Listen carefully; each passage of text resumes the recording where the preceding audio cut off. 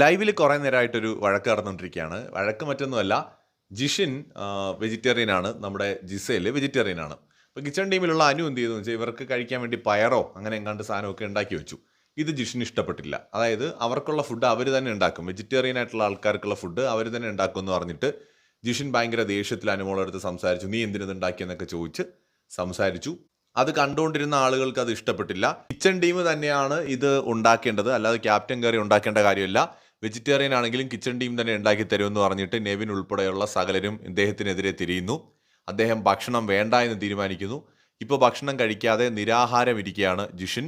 ജിഷിനെ support ചെയ്തുകൊണ്ട് നമ്മളെ ജിസയിലുമുണ്ട്. അതേസമയത്ത് ജിഷിനെതിരെ ശക്തമായി പ്രതികരിച്ചിരിക്കുകയാണ് അക്ബർ, ഒണീൽ ടീമുകൾ. അതിനകത്ത് അവരും കുറച്ച് മോശമായ വാക്കുകളൊക്കെ പറഞ്ഞിട്ടുണ്ട്.